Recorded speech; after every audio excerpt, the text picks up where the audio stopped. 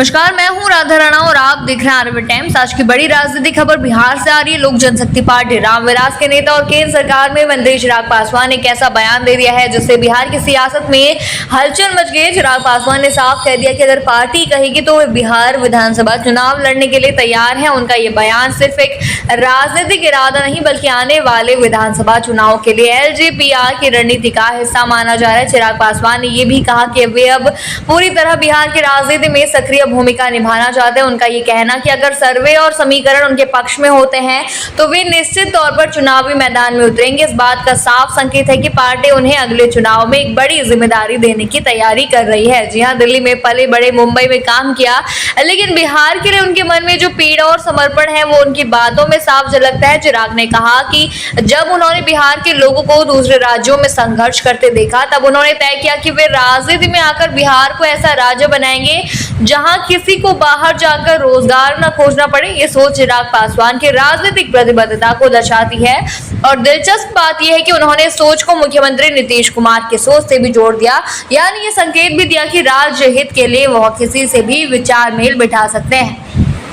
हालांकि चिराग का ये बयान सिर्फ उनके राजनीतिक भविष्य की बात नहीं करता बल्कि ये बिहार एनडीए की रणनीति के भी कुछ अहम संकेत देता है। 3 बार लोकसभा सांसद रह चुके चिराग पासवान अब यह महसूस कर रहे हैं कि सिर्फ दिल्ली में बैठकर वे बिहार के लोगों की अपेक्षाओं पर खरे नहीं उतर पा रहे। उन्होंने साफ कहा कि अब वे पूरी तरह से बिहार में रहकर बिहार के मुद्दों के साथ खड़े होना चाहते हैं। ये बयान आने वाले विधानसभा चुनाव में एक नई हलचल पैदा कर सकता है, क्योंकि चिराग पासवान का विधानसभा चुनाव लड़ना सिर्फ एक उम्मीदवार का मैदान में उतरना नहीं होगा बल्कि यह एलजेपीआर की साख, उसके कैडर और वोट बैंक को भी एक नई दिशा देने का काम करेगा।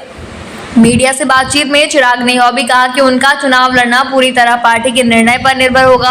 अगर पार्टी को लगता है कि उनके चुनाव लड़ने से गठबंधन को फायदा होगा तो वे बिल्कुल तैयार हैं। उन्होंने एक बार फिर दोहराया कि उनका समर्पण सिर्फ और सिर्फ बिहार के लिए है और वे इस मुद्दे पर बिल्कुल स्पष्ट है कि अगर पार्टी कहेगी तो वे तुरंत बिहार जाकर काम शुरू कर देंगे। यही नहीं, चिराग पासवान ने यह भी माना कि जब पार्टी का नेता खुद मैदान में उतरता है तो कार्यकर्ताओं में एक अलग ही जोश और उत्साह देखने को मिलता है जिससे चुनाव के नतीजों पर सीधा असर पड़ता है।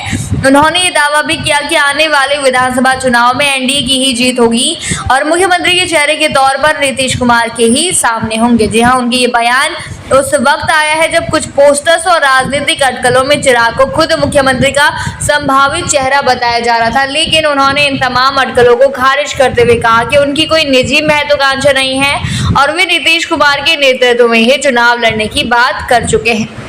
अब सवाल ये है कि क्या वाकई चिराग पासवान विधानसभा चुनाव लड़ेंगे? क्या वे नीतीश कुमार के साथ तालमेल बिठाकर एनडीए को फिर से सत्ता में लाने की रणनीति का हिस्सा बनेंगे? आप क्या सोचते हैं इस मुद्दे पर? हमें कमेंट बॉक्स में जरूर बताइए और बने रहिए आरबी टाइम्स के साथ। साथ ही चैनल को सब्सक्राइब करना न भूलें और हमारी फेसबुक और वेबसाइट के साथ भी जरूर